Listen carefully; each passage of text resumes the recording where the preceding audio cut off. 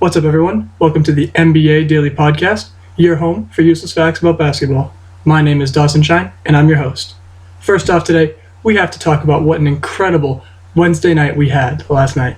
Because up until 2 a.m. in the morning, Eastern Standard Time, there was basketball games going on that were just incredible, both historically and just games that were incredible. First of all, we had Kobe Bryant's final game ever. Now, that may not seem like a lot because a lot of people retire, but he played 20 seasons, fourth most all time, and he played them all with a single team, which has never been done before. Also, last night in his final home game against the Utah Jazz, Kobe put up an absolutely incredible 60 points. You didn't hear me wrong, folks. 60 points in a game. This is a 37-year-old man who's played 20 years in the NBA. He's on his last legs, covered in ice packs 24/7 this season, and he went out in his final game and gave one last final showcase for all the fans. We've always known Kobe to be a prolific scorer. He's the third highest scorer in NBA history. He puts up points like no one's business, especially in his prime, 2005 to 2009. But since then, he hasn't really had any huge high-scoring games. But last night, holy crap, did he have a high-scoring game. 60 points. And that hasn't happened all season. He's the highest scorer for the season in the NBA. And he's 37. Also, those 60 points came on an incredible 50 shots. 50 shots he had. And that was with 22 in the first half and 28 shots in the second half. An incredible number. His teammates were literally looking for him to get the ball and shoot it. 50 shots is the most he's ever taken in an NBA game. He didn't even take that many when he got 82 points against the Raptors. Last night was one of the most incredible games I've ever seen. Playing against the Jazz at home in the Staples Center one last time as on a team that is a lottery team, second worst team in the NBA. And you know what Kobe Bryant did? He did what he's done for his entire career, and that's go out and carry his team to victory. Because with Kobe, it's not about scoring with efficiency like Steph Curry maybe, or passing it and making sure his offense runs as efficiently as possible like LeBron James. Kobe's about going out there and doing what it takes, scoring, passing, dunking, getting rebounds, whatever it takes to win the basketball game. And last night, he went out there and did that. In the first half, I'll admit, it looked like he was just going to be jacking up shots all night. And of course, that's pretty entertaining as an NBA fan. But I thought they were going to get blown out. Man, was I wrong. In the fourth quarter, they went into it down almost double digits. And Kobe Bryant, on his own, started carrying this team.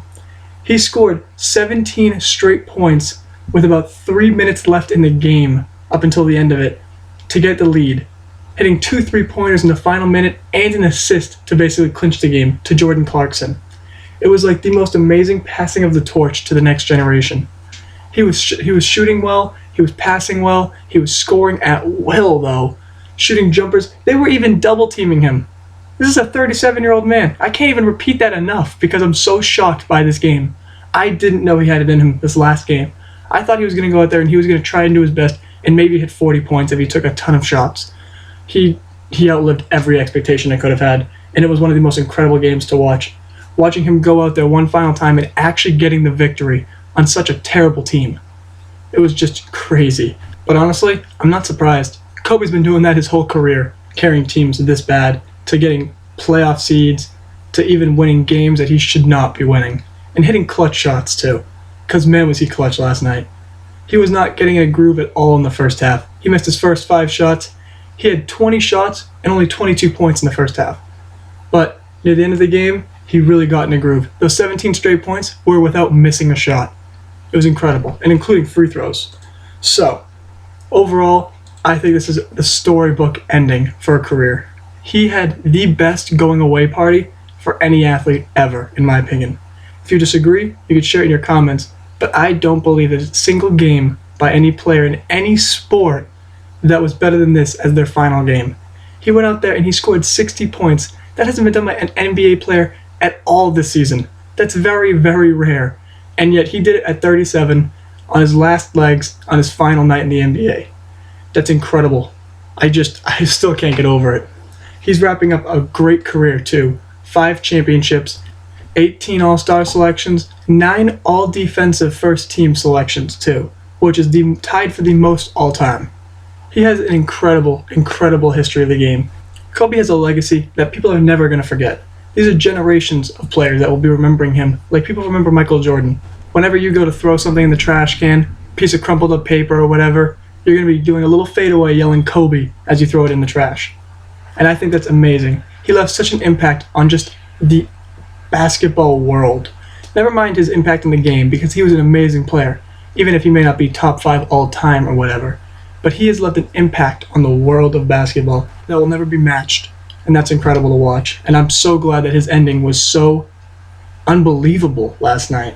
I can't even describe it, to be honest. It was just incredible to watch. And if anyone gets the chance, you need to check it out.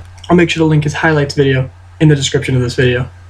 But moving on from that, he actually had a 60-point game in something that was supposed to be just basically a blowout for the Utah Jazz.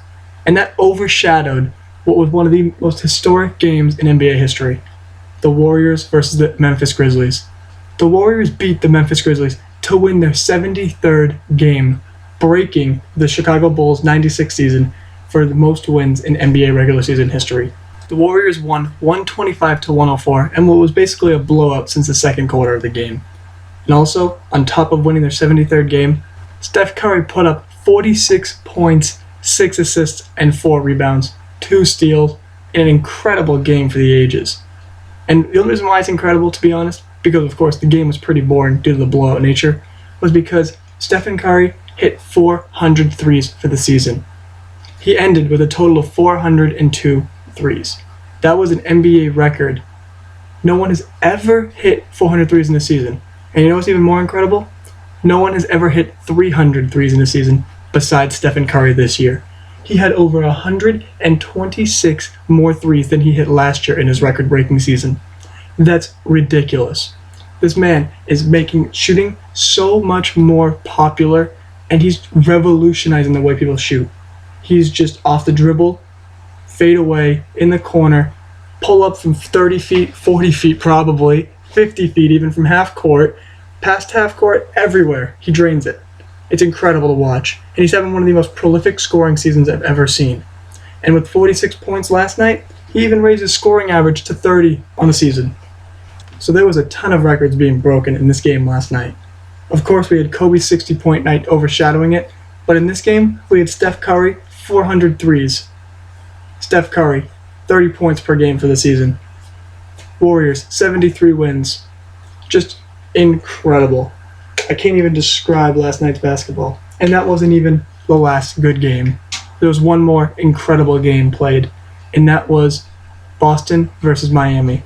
Now, I talked about it yesterday how it would be a very important game due to the ties in the Eastern Conference standings from the 3 to the 6 seeds.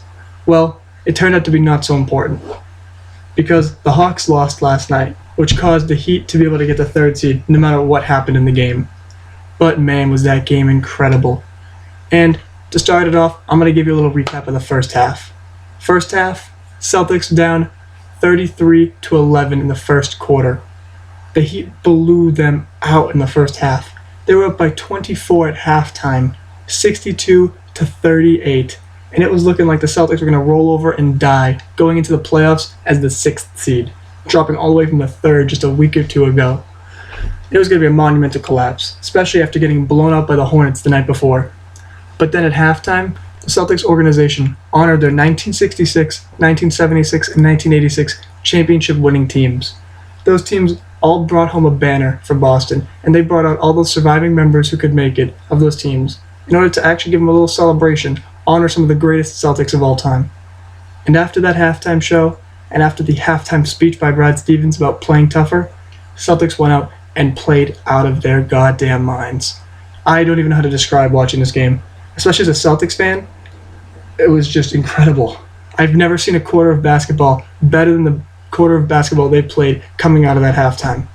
They went on a 20-0 run to open the 3rd quarter and bring the game within 4. They allowed 5 points in the 3rd quarter by the Miami Heat.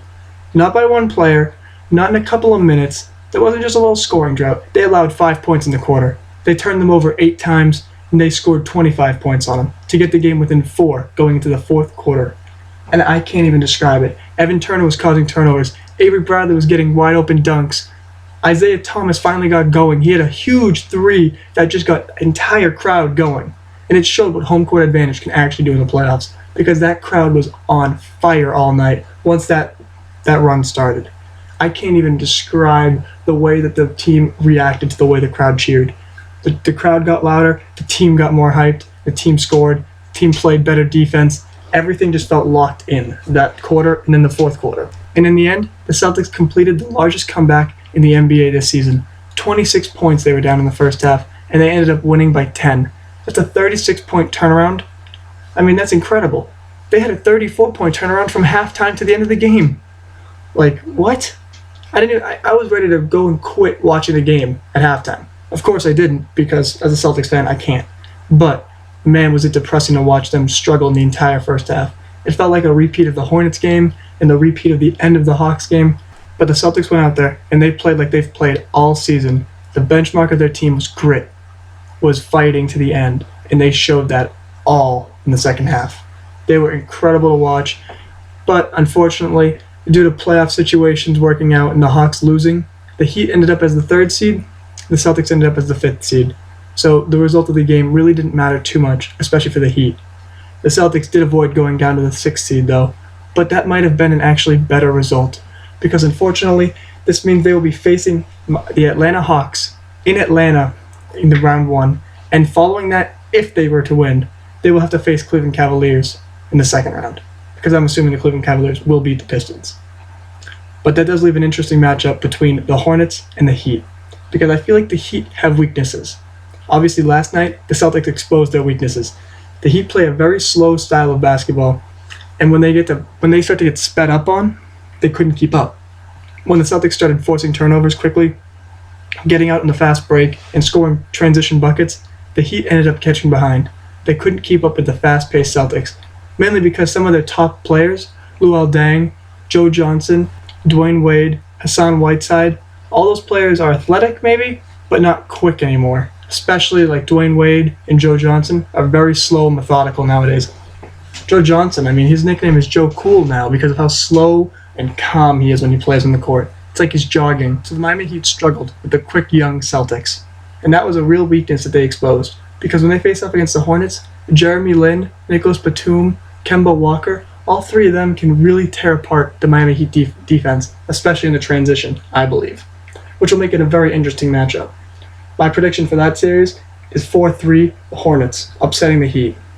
And then for the Celtics-Hawks series, I believe the Celtics will win 4-3 as well in a Game 7 in Atlanta, which will be intense. And obviously, I already told you my predictions for the Raptors and the Cavs series, but I can finally tell you about the Western Conference playoffs, which are finally decided. Houston is now the 8th seed, Memphis Grizzlies are now the 7th seed, Dallas Mavericks at the 6th seed, and the Portland Trailblazers climbing all the way up to the 5th seed. Despite having a very rocky offseason this year, losing plenty of starters, they brought it all the way back to be a 5th seed matchup. So, just like I did with the Eastern Conference playoffs, right now I'm going to give you my predictions for the Western Conference playoffs. And feel free to share your thoughts about my predictions and your own in the comments. First off, are the Golden State Warriors versus the Houston Rockets, the 1-8 matchup. And that's going to be a blowout every single game. Because despite Harden playing amazing despite Harden playing amazing offense and carrying this team night in and night out, I don't think they can handle it. They've played moderately okay the last week or so when they've really needed to buckle down and win games to make the playoffs. But in reality, I've been watching them and I've been watching the Warriors heat up again. Then I think they're going to get blown out. I was predicting earlier that the Rockets would be able to keep it close, at least in a couple of these games. But unfortunately, from watching them play, Harden looks a little bit tired and just doesn't look like he can give the effort on defense and carry the team offensively in order to keep them close in games. And unfortunately, that means they're going to get blown out. These Warriors, especially at home, are going to crush them. Oracle Arena is going to be loud as all hell, and they're not going to be able to keep up with the Warriors. So my prediction is 4-0 Golden State Warriors. I don't even think Houston can take a game. Speaking of sweeps, next up, San Antonio Spurs versus the Memphis Grizzlies. And that's going to be just as bad, if not worse, for blowouts. First of all, Memphis hasn't even come close to winning a game against the Spurs this season. The closest they came was a 6-point loss, but otherwise, they lost by 10, 20, and 14. They're just not good enough, and that was when they were relatively healthy. Now, they're banged up, missing Marc Gasol, Mike Conley, Tony Allen. They just don't have the players. Sorry to say, but Xavier Munford, Jordan Farmar, Vince Carter, aging as he is, they're not going to be able to carry a team. The only real good players they have left are Zach Randolph, who's aging, can't jump anymore, and can't play lots of minutes. Matt Barnes, who's playing really well, albeit, but he's not good enough to carry a team in the playoffs. And Lance Stevenson, who is sporadic as all hell, and I can't depend on him at all to play well or to play really great. So they're going to get blown out, and it's going to be pretty ugly to watch because they don't have the players, unfortunately. And the Spurs are like a well-oiled machine at this point, especially at home. They're going to dominate on their home court, just like they have all season. 40-1 at home this season, and they'll probably be 2-0 by the end of this series. My prediction is 4-0, Spurs crushing the Grizzlies each game. Third is the matchup between the Oklahoma City Thunder and Dallas Mavericks. Now, I'm going to give the Mavericks the benefit of the doubt.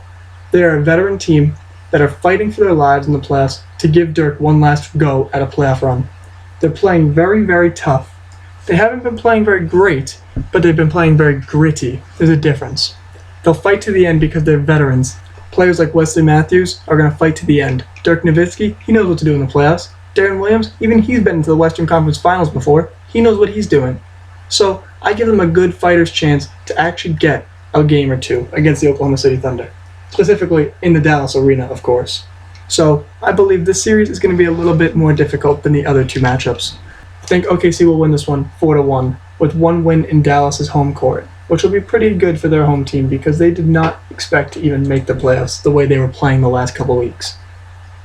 My final matchup is the Los Angeles Clippers versus the Portland Trail Blazers. Now this is going to be a good matchup. Portland is playing above and beyond expectations, and the Clippers are also playing at an extremely high level. The Clippers have been on fire the past 2 or 3 weeks. They're crushing teams left and right with balanced scoring from their bench and their starting unit, and that's incredible to watch.